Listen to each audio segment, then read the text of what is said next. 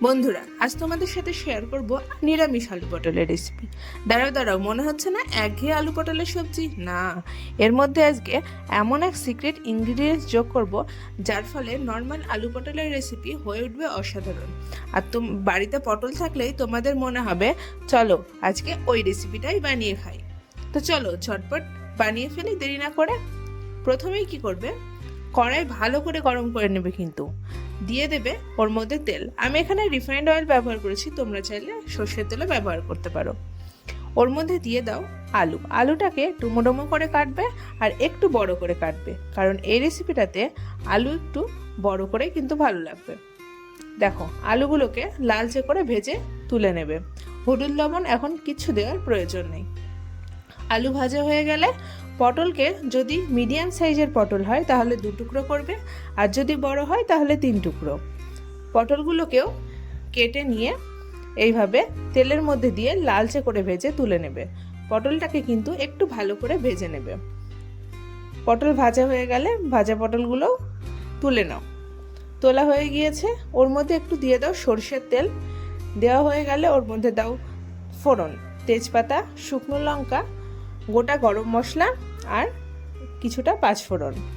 দিয়ে দাও 1 চামচ পরিমাণ চিনি। এই পর্যায়ে চিনিটা দিলে তরকারি কালারটা কিন্তু ভালো আসে। ব্যাস, এবার এই মশলাটা অ্যাড করো। এর মধ্যে দিয়ে দাও কিছুটা আদা, কিছুটা গোটা জিরা আর কাঁচা লঙ্কা। ভালো করে জল দিয়ে পেস্ট করে ঢেলে দাও। এইবার মশলাটাকে কিন্তু ভালো করে কষে নাও, যতক্ষণ না মশলা থেকে এইভাবে তেল ছেড়ে দেয়। মশলায় দেখো তেল ছেড়ে দিয়েছে না? এই সময় অ্যাড করো কিছু গুঁড়ো মশলা, শুকনো লঙ্কার গুঁড়ো, হলুদ গুঁড়ো, ধনিয়া পাউডার খুব সামান্য দেবে, সাথে দাও লবণ। আমি এখানে জিরা গুঁড়ো ব্যবহার করছি না, কারণ আমি গোটা জিরা আমি বেটে দিয়েছি। তোমরা চাইলে গোটা জিরা যদি বেটে না দাও তাহলে ভাজা জিরা ব্যবহার করতে পারো। দিয়ে দাও একটা টমেটোকে লম্বা লম্বা করে পাতলা করে কেটে, আর দিয়ে দাও কিছুটা মশলা ধোয়া জল। সব একসাথে এখন ভালো করে মিশিয়ে নাও। মেশানো হয়ে গেলে ঢাকনা দিয়ে ঢেকে কষে নাও। এই সময় গ্যাসের হিটটা মিডিয়াম টু লোতেই রাখবে। দেখো মশলা থেকে কিন্তু তেল ছেড়ে দিয়েছে। একটু ভালো করে নাড়াচাড়া করে নাও। আবারও মশলা থেকে তেল না ছাড়া পর্যন্ত ভালো করে কিন্তু মশলাটাকে কষে নাও। দেখো মশলা থেকে কিন্তু ভালোভাবেই তেলটা ছেড়ে দিয়েছে। ভালো করে কিন্তু মশলাটা কষে নেবে, তাহলে কিন্তু সবজির স্বাদটা ভালো হবে। এবার আগে থেকে যে আলু পটল ভাজাগুলো ছিল সেগুলো ঢেলে দাও। ঢেলে দেওয়া হয়ে গেলে আবারও আলু পটলের সাথে মশলাটাকে ভালো করে এখন মাখিয়ে নাও। মাথায় রাখবে আলু পটলে কিন্তু আমি আগে কোনো লবণ বা হলুদের ব্যবহার করিনি। লবণটা পরেই কিন্তু মশলার মধ্যে দিয়েছি, তোমরাও তাই করবে। দেখো দেওয়া হয়ে গিয়েছে। সবজির সাথে মশলাটা একটু নেড়ে চেড়ে নিয়ে এই সময় অ্যাড করবে দুধ।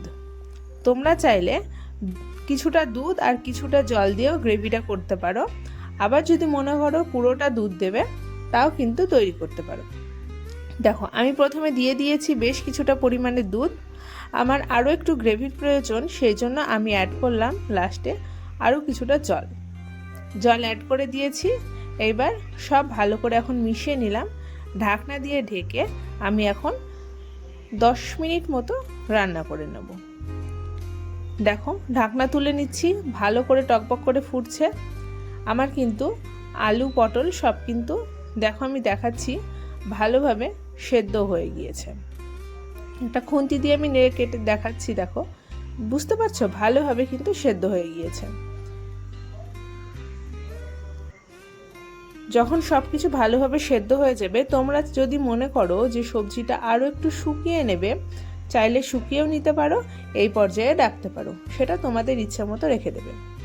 আমার কিন্তু রান্না কমপ্লিট। এইবার আমি এর মধ্যে অ্যাড করব সামান্য একটু গরম মশলার গুঁড়ো আর কিছুটা পরিমাণে ঘি। তোমরা যদি চাও এখানে একটু ধনিয়া পাতাও ব্যবহার করতে পারো, আমি এখানে ধনিয়া পাতা ব্যবহার করছি না। দেখো ঘি দিয়ে ঢাকনা দিয়ে ঢেকে দেবে। ঢাকনা দিয়ে ঢেকে বেশ কিছুক্ষণ স্ট্যান্ডিং টাইমে রেখে তোমরা গরম গরম ভাত, রুটি, পরোটা সব কিছুর সাথে খেতে পারো, লুচির সাথেও খেতে পারবে। দেখো আমিও কিন্তু গরম গরম ভাতের সাথে সবজি নিয়ে নিয়েছি। সবজিটা একটু গরম গরমই নেবে, তাহলে খাও স্বাদটা কিন্তু আরও ভালো লাগবে। আলু পটলটাও দেখো খুব সুন্দরভাবে কিন্তু সেদ্ধ হয়ে গিয়েছে, আর ঝোলের টেক্সচারটা কত সুন্দর এসেছে, তাই না বলো? একবার হলেও বাড়িতে কিন্তু ট্রাই করে দেখো, তোমরা নর্মাল আলু পটলের সবজি ভুলে যাবে। যতবার আলু পটলের সবজি বানানোর ইচ্ছা হবে মনে হবে এই রেসিপিটাই বানাই। তো চলো দেরি না করে ঝটপট কিন্তু বাড়িতেও তোমরা বানিয়ে ফেলো, আর কমেন্টে আমাকে জানিয়ে যেও তোমাদের রেসিপিটি কেমন লেগেছে। ভালো লেগে থাকলে অবশ্যই কিন্তু লাইক, শেয়ার, সাবস্ক্রাইব করে আমার পাশে থেকো। ধন্যবাদ।